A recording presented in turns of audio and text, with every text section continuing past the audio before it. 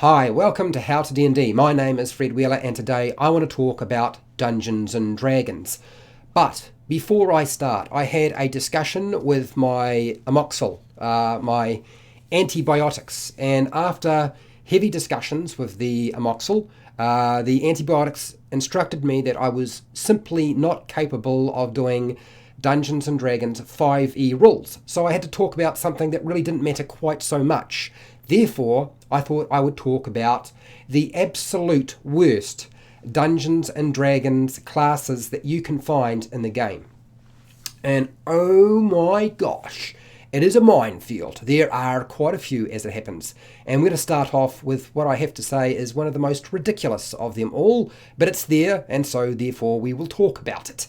And that is the paladin. Now, it's not just the paladin. We're not talking about any paladin. We're talking about a specific type of paladin. This is the paladin of slaughter. That's right. Yes, the paladin of slaughter. Yes, it's a paladin that revolves around killing everything.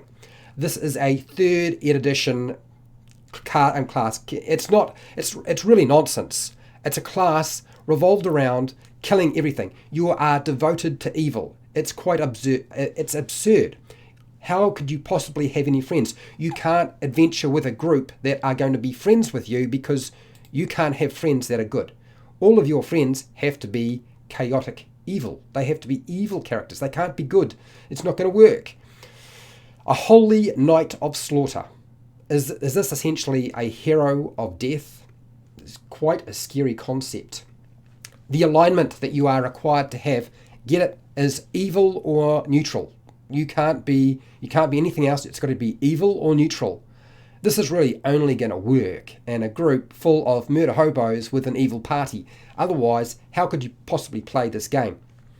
And what's worse is you lose your powers as a paladin of slaughter if you stop constantly killing and being evil in some way. Taking, the baby's bottle or food from its mouth. Things like that. All sorts of ridiculous things. So essentially a ridiculous and probably one of the worst D&D character classes I can think of. It is the sort of class that would guarantee that you won't probably have too many people willing to play with you because of the nature of this class. So it is why I am talking about this is number 1 on my list. I have 6 of them to talk about as it happens. Next is the pest controller. Yes, that's right. It's called the pest controller. It literally is what you think it is. It's found in the complete Book of Dwarves. Why the Book of Dwarves, I don't know. This is quite bizarre and only useful at low level. Let's get real. If you're going to be killing pests and insects and so forth, how can you be successful at leveling up at higher levels? Really, you're specialized in one particular thing.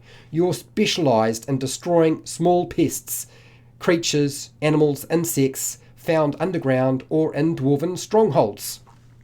Useful, I suppose, if you are in a dwarven stronghold and plan to spend the entire campaign there, but really not hugely useful for somebody who wants to play in a big sprawling campaign with other people.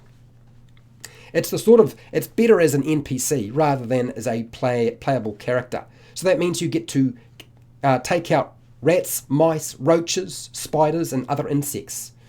Can you actually level up by just killing rats constantly? I don't think you can. I think there is going to be a diseconomies of scale. The more that you take out, there isn't going to be. How many XP can you get from killing a rat or an insect? Unless they're really, really big. And pest controller.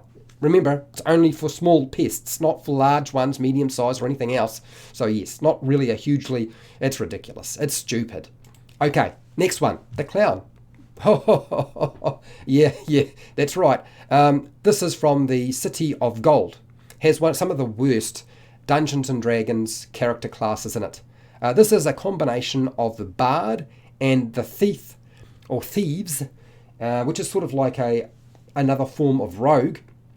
And it takes all of the good mechanics that the bard and the thieves have, takes that all away, all the good mechanics are gone, and it leaves you with the junk. That's right, Exactly. So now you are going to be very, very good at tumbling, entertaining people, probably being quite annoying. Pulling a rabbit out of a hat can be useful, I suppose.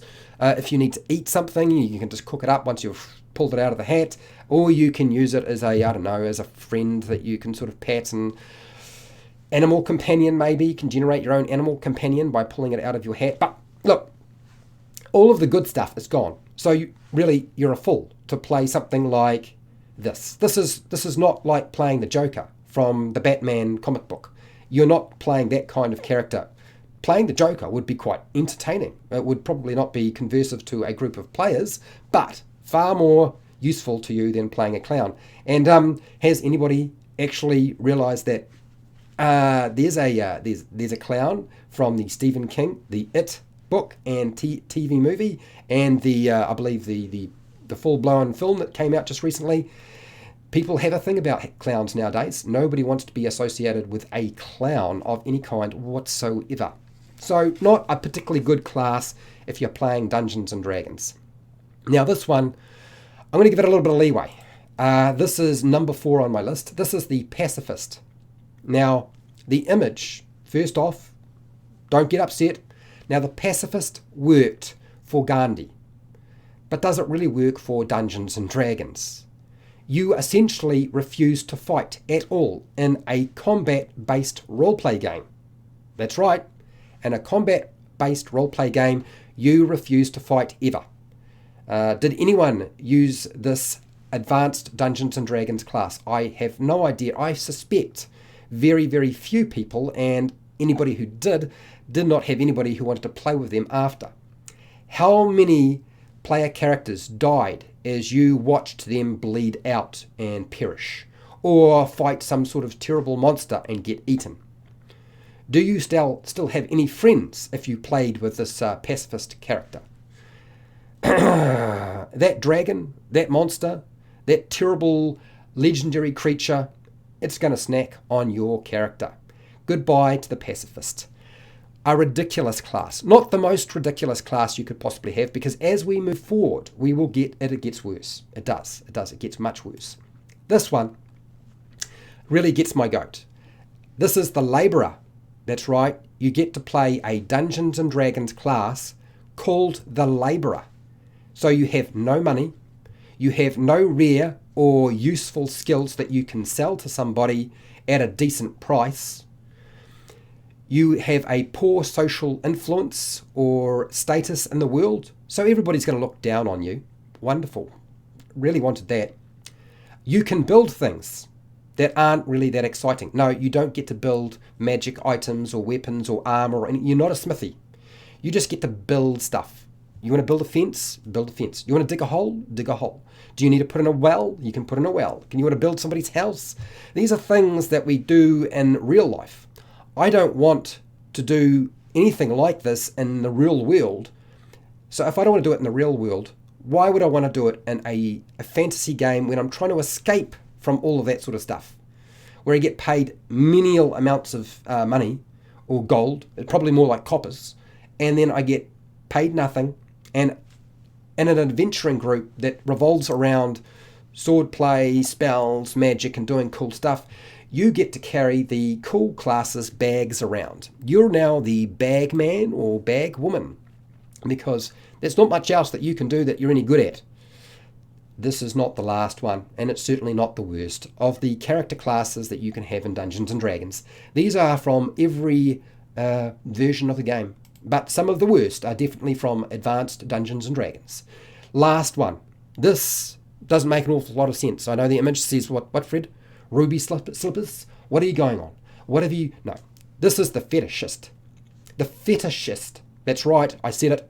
Found in the City of Gold. This is the Advanced Dungeons and Dragons book. 2nd edition. Oh my gosh, they really were just running out of ideas. They use fetishism magic. What is fetishism magic? Don't look it up. Don't look it up. Okay? Don't Google this topic, because you won't find anything on the internet. You're going to have to actually go and find the City of Gold book and read it to find out what's going on there. And who really cares? Okay, searching fetishism and Dungeons and Dragons does not give you good results, so leave it alone. Look, I honestly, at this point, TSR, this was absolutely the worst idea in terms of publicizing and getting your books to sell and running a business. Guess what? Go out of business. Oh, did they go out of business? Yes, they did. They kept making stupid stuff, and this is exactly the sort of stupid stuff you can make and get yourself into a lot of trouble.